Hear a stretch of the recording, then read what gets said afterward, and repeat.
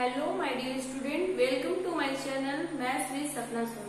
Dear student, we have already studied about power and exponent in first video, the basic definitions of power and exponent. What is exponent? क्या बताता है exponent? Exponent tell us how many times to multiply the base by itself. Means exponent क्या बताता है कि base को कितने times multiply करना है. Okay, for example means a into a suppose that, okay, dot dot dot into a means a is multiplied by a n times. कितने times? n times. Okay, how to express this in exponent form? exponent form में इसको कैसे लिखेंगे? तो आप क्या लिखोगे? a पर n which means n क्या इंडिकेट करता है कि a को इतने टाइम्स मल्टीप्लाई करना है. ठीक है, where a is equal to any rational number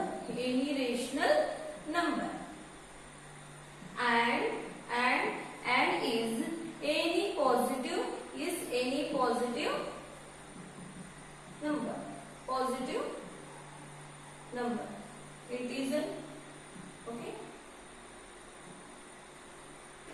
any positive integer. Okay, for example कोई नंबर्स लेके देखते हैं. ये बेसिक डेफिनेशन हो गया. सपोज दैट 2 को हमें 5 टाइम्स मल्टीप्लाई करना है, तो क्या लिखोगे? 2 into 2 into 2 into 2 into 2. Okay, तो आप इसको ऐसे लिखिए. इसको शॉर्ट फॉर्म में कैसे लिख सकते हैं? काउंट कर लीजिए. 1 2 3 4 5 मतलब 2 कितने बार मल्टीप्लाई है? 2 multiplied 5 times. Okay, 2 multiplied 5 times. ये जो 5 टाइम्स आया है इसको हम क्या कैसे लिखेंगे? एक्सपोनेंट के फॉर्म में 2 का 5. ठीक है, आई होप ये कॉन्सेप्ट आप सभी बच्चों को समझ में आया होगा. ठीक है, चलिए अब हम लॉज पढ़ते हैं. कुछ लॉ है, मैंने कल बताया था वीडियो में जैसा कि सम लॉज है, तो उस लॉ के बारे में पढ़ते हैं. फर्स्ट लॉ क्या है? लॉज देख लीजिए क्या है. Laws of multiplication in exponent. First है a power m into a power m. When base are same and exponent are power are different are same.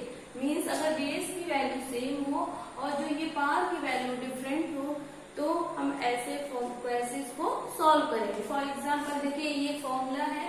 ठीक है, आप इसको लर्न कर लीजिएगा. एक दो बार प्रैक्टिस करेंगे तो आप सभी बच्चों को आ जाएगा. इसको क्या लिखेंगे? a power m plus n. a power m plus n. For example इसको कैसे लेंगे आप? Suppose that 2 power 3 into 2 power 4. इसकी वैल्यू क्या होगी? या तो आप क्या करेंगे? आप इसको अगर आपको फॉर्मूला नहीं पता होगा, एक्सपोनेंट के बारे में नहीं पता होगा, तो आप क्या लिखोगे? 2 को 3 टाइम्स मल्टीप्लाई करोगे, है ना, एंड फिर 2 को क्या करोगे? 4 टाइम्स मल्टीप्लाई करोगे. This is very time consuming. Okay, this is very time consuming. तो आप इसको शॉर्ट वे में लिखने का मैंने बताया एक्सपोनेंट के फॉर्म में, तो इसको आप क्या लिख सकते हो? यह बेस क्या है? Base is equal to 2 which are same. Base क्या है? 2 है, जो कि सेम है दोनों में टर्म्स में. और यहाँ पे m बेस a है और m क्या है? m is equal to 3 exponent है and n is equal to क्या है? 4 है. ठीक है, तो इस फॉर्मूले के अकॉर्डिंग इसकी वैल्यू क्या हो जाएगी? 2 power 3 plus 4. 2 power 3 plus 4 means 2 power 7. Means 2 power 3 into 2 power 4 की वैल्यू क्या हो जाएगी? 2 power 7. Where 2 is equal to base and 7 is equal to index. Or क्या बोलेंगे इसको? एक्सपोनेंट. Or exponent.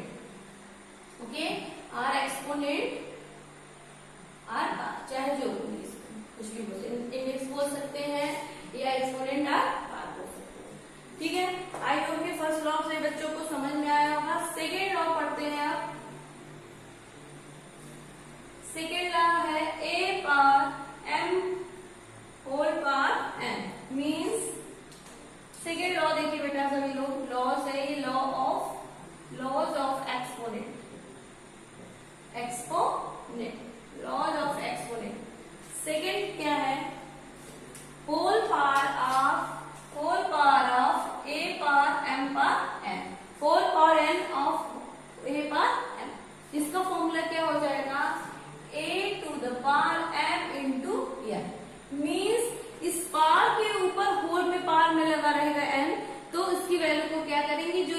की वैल्यू है दोनों को आपस में मल्टीप्लाई कर देंगे। ठीक है, देखिए क्या हो गया, a power m into n, a power m into n। For example इसको कैसे समझेंगे, ध्यान से देखिए सभी बच्चे, इसको क्या लिखेंगे, सपोज दैट आप इसको लीजिए 3 पावर 2 होल पावर 4। ओके, तो इसको कैसे चेंज करेंगे आप, इस फॉर्मूले के अकॉर्डिंग क्या लिखेंगे आप, ध्यान से देखिए 3 पावर 2 इंटू, ये जो पावर की वैल्यू है ना आपस में क्या हो जाएगा, मल्टीप्लाई। तो क्या आएगा इसका आंसर, 3 पावर 2 4 जा, दिस इज योर आंसर। चलिए ठीक है, एक और एग्जांपल ले लेते हैं। फॉर एग्जांपल सेकेंड एग्जांपल देखिए, यहाँ पे जगह 2 पावर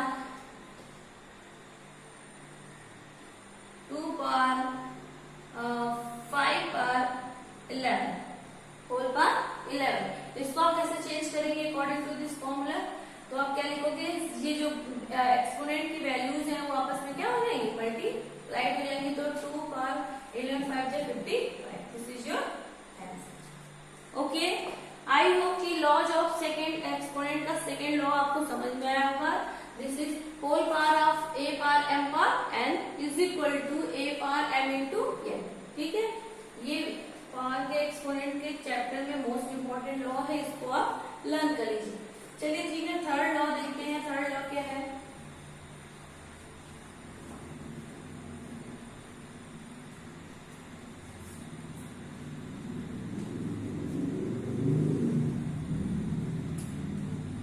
थर्ड लॉ से बच्चों चलिए देखते हैं क्या है।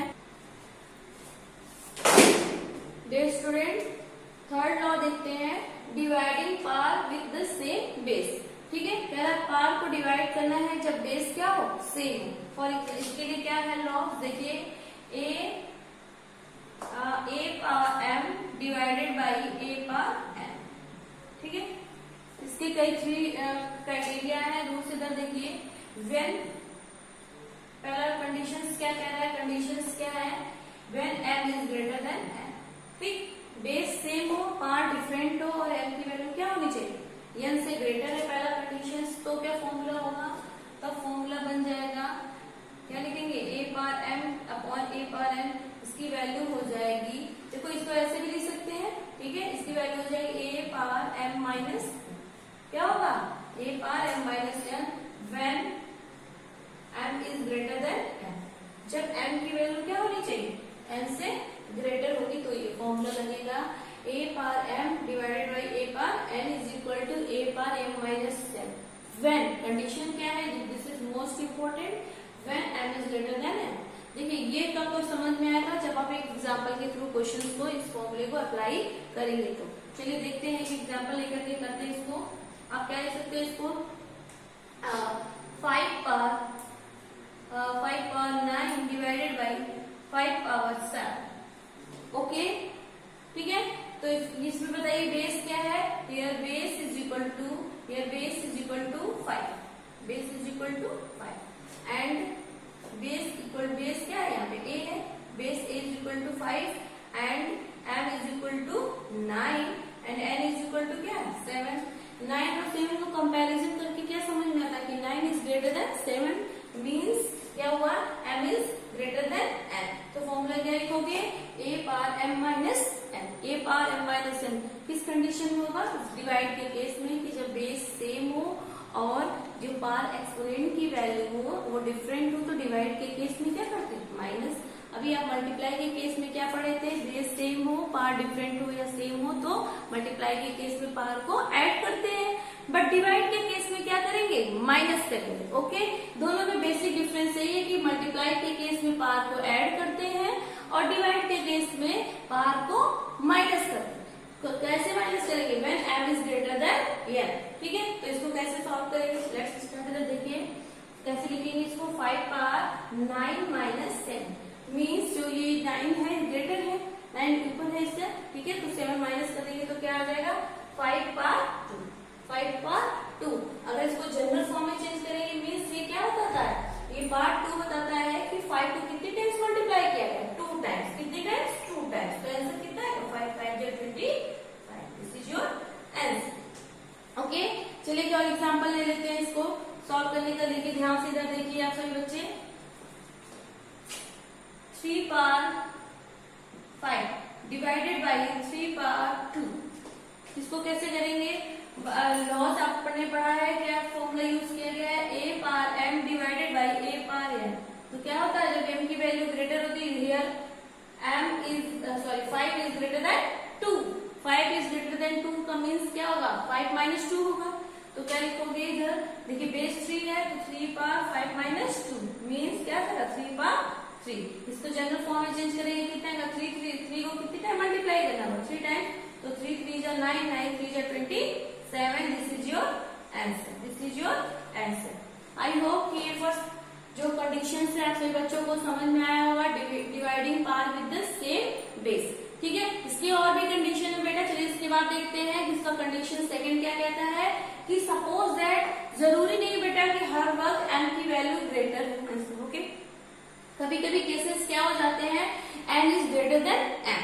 Okay, n is greater then m, तब क्या होगा फॉर्मूला? तब उसके लिए देखें, चलिए देखते हैं क्या करते हैं इसके लिए। when n is greater than m, okay, यहाँ पे चलिए चेंज कर लेते हैं। तब इसके लिए फॉर्मूला क्या हो जाता है? a power n divided by a power n is equal to 1 upon a power n minus m। Formula change हो जाएगा कब? when m इज लेस देन n। ठीक है, ये फॉर्मूला तब किसमें चेंज हो जाएगा? जब m की वैल्यू n से क्या होगी? लेस होगी। ठीक है, जब m की वैल्यू बेस सेम, डिवाइड के केस में बेस सेम हो, पार्ट डिफरेंट है, तो क्या करेंगे? व्हेन m की वैल्यू लेस होगी n से, तो 1 अपॉन के फॉर्म में। ठीक है, 1 upon a power n minus n means ये जो डिनोमिनेटर में है a पावर n, वो क्या है? n की वैल्यू न्यूमरेटर में जो m है पावर में, उससे क्या है? ग्रेटर है। तो उसको फॉर्मूला क्या बन जाता है? 1 upon a power n minus m। ठीक है, चलिए इसको एग्जाम्पल के थ्रू समझते हैं इसको कैसे करेंगे। सपोज दैट आपने क्या लिखना है, मान लीजिए कोई एग्जाम्पल ले लीजिए, 4 power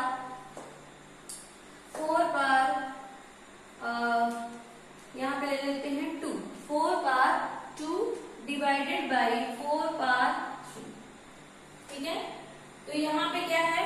here a is equal to base a है, तो a इज इक्वल टू है 4। ओके, एंड m क्या है? 2 है, और n क्या है? 3। इन दोनों से क्या समझ में आया कि n इज ग्रेटर देन या m इज लेस देन 2, m इज लेस देन n। m क्या है? Less than n। 2 is less then 3 means m इज लेस देन n। तो कौन सा फॉर्मूला यूज करेंगे? ये वाला, 1 upon a power n minus n। तो इसके अकॉर्डिंग क्या हो जाएगा? आपने यहाँ लिख लेना है a की वैल्यू है 4, सॉरी फॉर्मूला है 1 अपॉन 4 पावर क्या? 2 माइनस 2, 1 अपॉन 4 पावर 2 माइनस 3। ठीक है, तो क्या हो जाएगा ये value? 1 upon 4 power minus 1 upon 4 power minus 1। ठीक है, दिस इज योर आंसर। ठीक है, अभी मैं बताऊंगी कि निगेटिव एक्सपोनेंट की वैल्यूज को हम कैसे सॉल्व करते हैं, वो नेक्स्ट लॉ में आएगा। फिलहाल अभी इसकी वैल्यू क्या हो जाएगी? 1 अपॉन 4 पावर माइनस 1, क्योंकि 2 में 3 को सब्ट्रैक्ट करेंगे तो क्या होगा?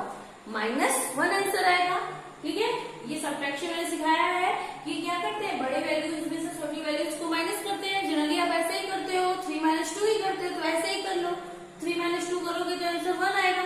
बट ये 3 क्या है? प्लस में या माइनस में? तो हम हमेशा सिंबल किसका लगाते हैं? जो वैल्यू बड़ी होती है। तो 3 इज ग्रेटर देन 2 होता है, बट 3 का सिंबल क्या है? माइनस में, इसलिए आंसर क्या है? माइनस में। ओके, तो 1 upon 4 power minus 1, this is your answer. I hope की कंडीशन सेकंड सभी बच्चों को समझ में आया होगा। ठीक है, तो बेसिक ये dividing part with the same base में 2 कंडीशन होता है। एक तो क्या होगा? m की वैल्यू n से ग्रेटर होगी या m की वैल्यू n से लेस होगी। ठीक है, ये कंडीशन हो गया।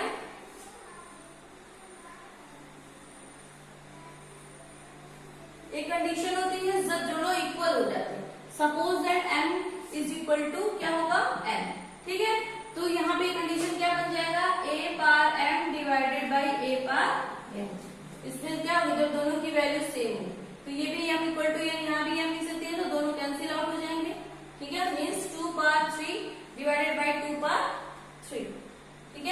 एग्जांपल देखिए तो इसकी वैल्यू क्या हो जाएगी, सॉल्व करेंगे 2 2 जब 2 को 3 टाइम मल्टीप्लाई कर लीजिए ऐसे,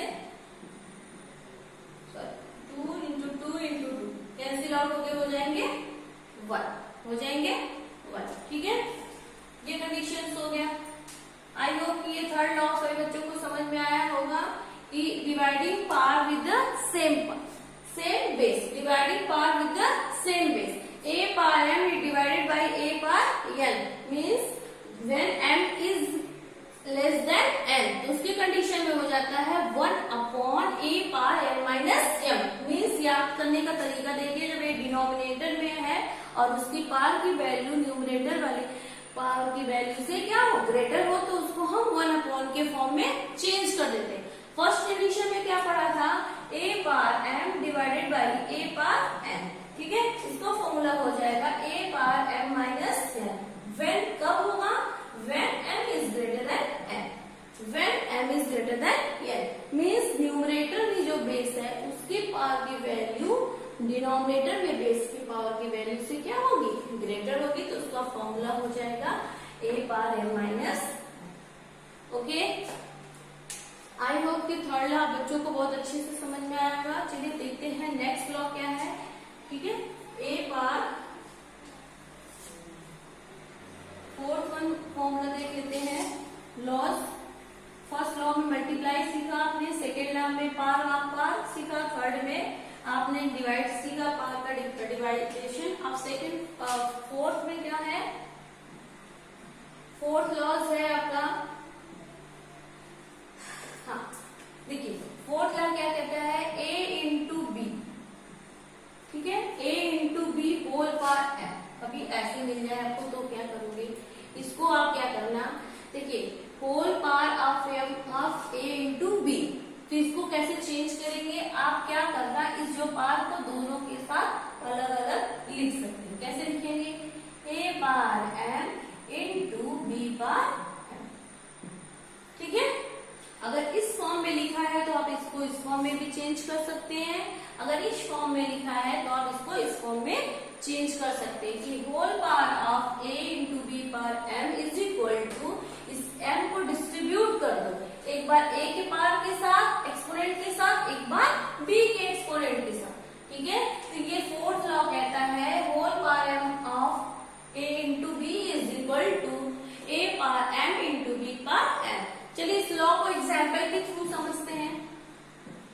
ठीक है, तो मान लीजिए ऐसे लिखा हो 2 इंटू 3 पावर 5।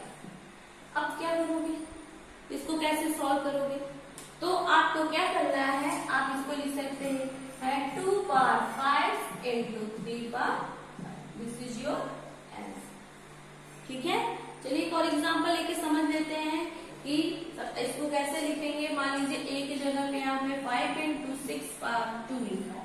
ठीक है, तो आप इसको कैसे सॉल्व करोगे, 5 के पावर 2, एक बार 5 के साथ कर लीजिए, एक बार 6 के साथ कर लीजिए, this is your answer. Okay, fourth law सभी बच्चों को समझ में आया होगा कि whole power of m of a into B is equal to a power m into a power n means 2 into 3 whole power of 5 is equal to 2 power 5 into 3 power 5 means जो ये ब्रैकेट ओपन ब्रैकेट के अंदर जितने भी matters multiplied होते हैं उनके साथ पावर को डिस्ट्रीब्यूट कर दो। ओके, चलिए फोर्थ का फिफ्थ लॉ पढ़ लेते हैं।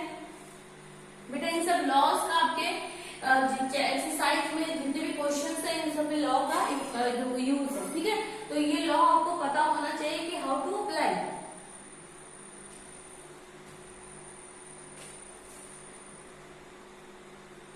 लॉ फिफ्थ लॉ क्या कहता है, फिफ्थ लॉ क्या है, कह रहा है कि एक चीजें आपने इनका कन्वर्स अपोजिट समझ लिया है कि अगर अलग अलग फॉर्म में लिखा हो A B whole power m, ये भी देख लीजिए A B whole power m। अभी मैंने बताया इसको क्या लिखेंगे, a power m into B power. वही चीज है ए बी का मतलब a इंटू बी, ये वेरिएबल्स की फॉर्म में इसको एग्जांपल मतलब 2 इंटू 3 है ना, ये 2 into 3 power 2 means 2 power 2 into 3 power 2। Okay, अगर ये इसके फॉर्म में लिखा हुआ सपोज तो आप क्या करोगे, इसको कैसे चेंज करोगे?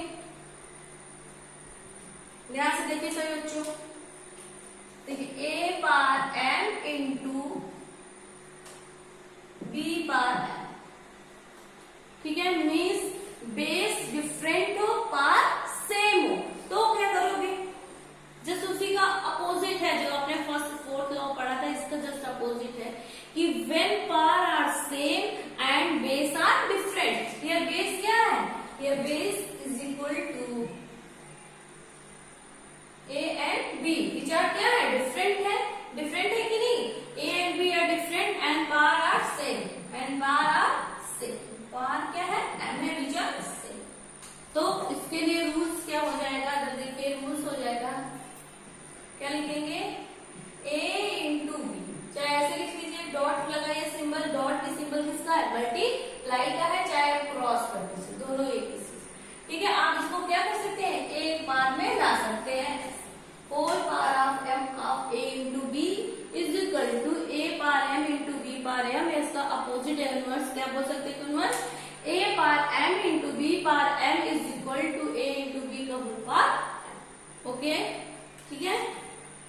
फॉर एग्जाम्पल्स आप लिख सकते हैं जैसे 4 पार 3 इंटू 5 पार 3, ठीक है। यहाँ पार क्या सेम है, बेस क्या है? डिफरेंट है, तो इसको कैसे लिखेंगे?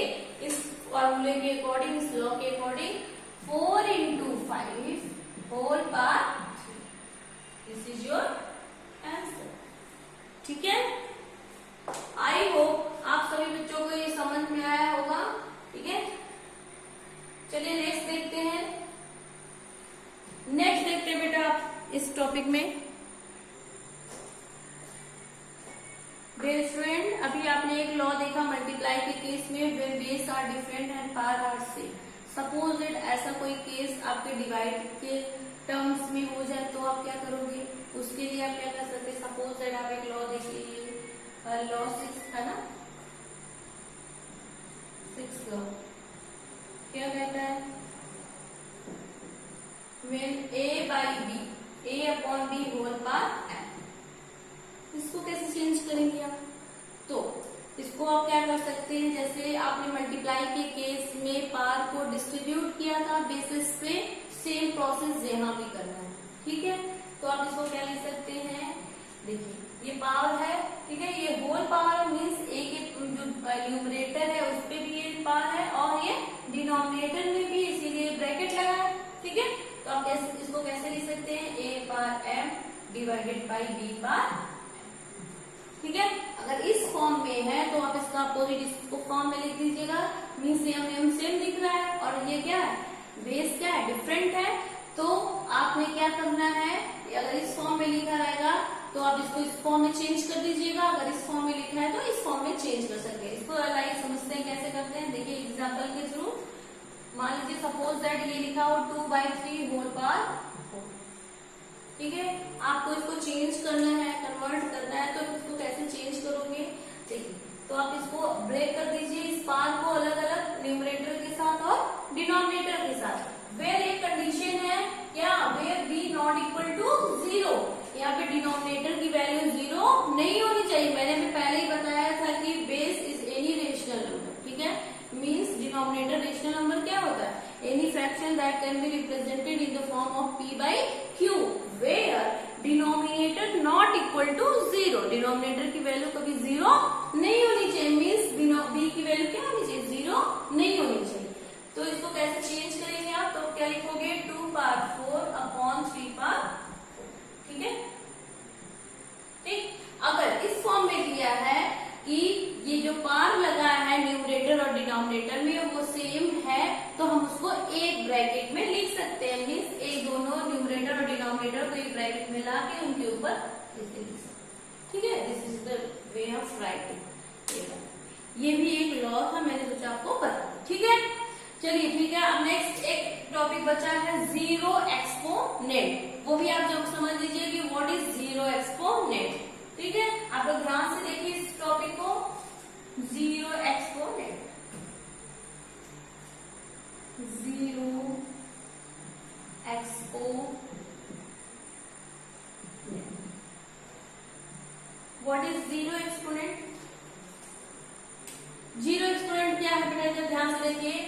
Suppose that a power m, अभी आपने मैंने बताया था a power m upon a power m, ठीक है। ये भी रख लीजिए, मान लीजिए ये दोनों सेम, तो ये कट करके क्या आएंगे, 1 आएंगे। तो इसके लिए आप ये भी रूल लिख सकते हैं, देखो ये m का मतलब है a into a dot dot dot dot into a means a is multiplied by n times. Similarly यहाँ भी हो जाएगा a into dot dot dot into a means a is multiplied m time, दोनों cancel out होकर के क्या आएंगे, numerator denominator cancel out होकर बना जाएंगे, ठीक है। या आप इसको फॉर्मूले के अकॉर्डिंग कैसे लिख सकते हैं, आप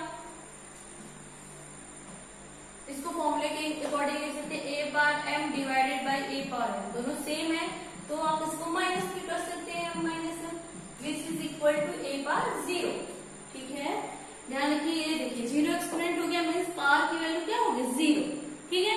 तो ये ध्यान रखिए, तो जो बेस, कोई भी बेस, ठीक है, बेस के पावर कोई भी है बेस, उसके पावर अगर 0 हो, 0 को छोड़ के बेस में अगर 0 ना हो तब उसकी हम बात कर रहे हैं कि 0 के अलावा बेस में कोई भी नेचुरल नंबर हो, ठीक है, कोई भी होल नंबर हो 0 के अलावा, ठीक। 0 के अलावा अगर कोई भी नेचुरल नंबर है तो अगर उसके पास 0 लगा है तो उसकी वैल्यू क्या हो जाएगी, 1 हो जाएगी। दिस इज द फैक्ट, ठीक। मीन्स फॉर एग्जाम्पल 2 पावर 0, इसकी वैल्यू क्या होगी, 1। 3 power 0 is equal to 1, 4 power 0 is equal to 1, dot dot dot. मान लीजिए 100 पावर 0 लिखा होगा तो उसकी वैल्यू क्या हो जाएगी, तो याद रख लीजिए जब कभी भी एक्सपोनेंट में 0, बेस की बात नहीं कर रहे हैं, यहाँ एक्सपोनेंट की बात कर रहे हैं, बेस में 0 के अलावा कुछ भी हो, चाहे 1 के पावर 0 हो उसकी वैल्यू भी 1 होगी, 2 के पावर 0 हो उसकी वैल्यू 1 होगी, या कोई भी नेचुरल नंबर हो उसके पावर अगर 0 है तो उसकी वैल्यू क्या हो जाएगी, 1 हो जाएगी, ठीक है। फॉर आइए एग्जाम्पल के थ्रू समझते हैं कि इसकी वैल्यू कैसे होगी, ठीक है। तो ये आप लोग ध्यान में रखिएगा कि 0 एक्सपोनेंट में वैल्यू हमेशा क्या होगी, 1 होगी, ऑलवेज 1 होगा। तो ये हो जाएगा a power 0 is equal to 1। For example 2 power 3 divided by 2 power 3, इसको क्या लिख सकते हैं, 2 को 3 टाइम्स मल्टीप्लाई करना है तो 2 इंटू 2, ये डिनोमिनेटर में है तो इसको भी 3 टाइम्स मल्टीप्लाई करेंगे, ये इससे कैंसिल आउट हो जाएगा, न्यूमरेटर से डिनोमिनेटर कैंसिल आउट होते हुए आ जाएंगे 1।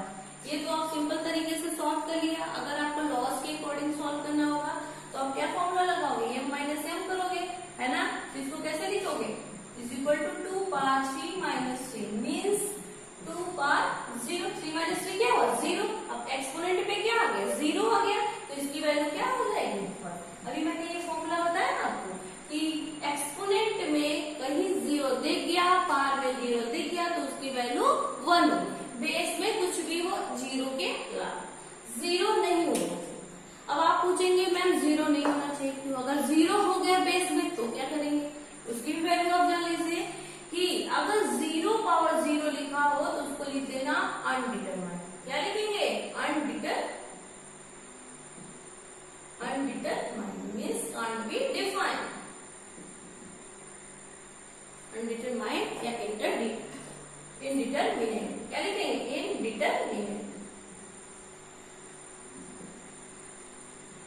Indeterminate means can't be defined, define नहीं कर सकते, ओके। 0 पावर 0 की वैल्यू डिफाइंड नहीं है। अगर 0 बेस में 0 के अलावा कोई भी वैल्यू हो नेचुरल नंबर्स, तो अगर उसके एक्सपोनेंट में 0 है तो उसकी वैल्यू 1 होगी। इसका क्वेश्चन एग्जाम में आता है कि a पावर 0 की वैल्यू क्या होगा, तो आप क्या बोलोगे, 1। 2000 0 की वैल्यू, पावर 0 की वैल्यू आप क्या लिखोगे, 1। इस बेस से मत घबराइए, केवल पावर पे आप ध्यान दीजिए कि अगर एक्सपोनेंट की वैल्यू 0 है, पावर की वैल्यू 0 है तो उसकी वैल्यू डायरेक्ट आप क्या लिखोगे, 1, ओके। आई होप आपसे बच्चों को ये 0 एक्सपोनेंट समझ में आया होगा। चलिए इससे एक रिलेटेड क्वेश्चन कर लेते हैं, आपका कॉन्सेप्ट और अच्छे से क्लियर हो जाएगा। फॉर एग्जाम्पल इस अगर क्वेश्चन में लिखा हो 1 पावर 0 प्लस 200 पावर 0 प्लस 5000 एक होगी, सपोज एक क्वेश्चन आ गया एग्जाम में, find the value of this, find the value of this, तो आप कैसे सॉल्व करोगे? अभी मैंने बताया था कि जीरो एक्सपोनेंट में अगर पार की वैल्यू जीरो हो गई, बेस में कुछ भी हो जीरो के अलावा, तो उसकी वैल्यू क्या हो जाएगी? Since we know that a power zero is equal to 1, ठीक है, तो इसकी वैल्यू क्या हो जाएगी? यहाँ भी 1 हो जाएगा, ठीक है, यहाँ भी 1 हो जाएगा, प्लस ये 200 पार जीरो की वैल्यू क्या होगी? ये भी वैल्यू 1 हो जाएगी, प्लस 5000 पार जीरो, एक्सपोनेंट की वैल्यू जीरो है मीन्स 1, तो ऐड करने से कितना आ जाएगा? 1 + 1 means 3। This is your answer. अभी बच्चे इस बड़े बड़े डिजिट को देख करके कंफ्यूज होते हैं, उस पर कंफ्यूज मत होइए, आप पार को ध्यान दीजिए कि पार में क्या है? जीरो, तो बेस में कुछ भी हो जीरो के अलावा हमको आंसर क्या लिखना है? ओनली 1, तो इसका 1 हो जाएगा, प्लस इसका भी 1 हो जाएगा, प्लस इसका भी 1 हो जाएगा, तो 1 + 1 this is 3। Okay, I hope कि जीरो एक्सपोनेंट आप सभी बच्चों को अच्छे से समझ में आया होगा, ठीक है। चलिए नेक्स्ट टॉपिक देख लेते हैं।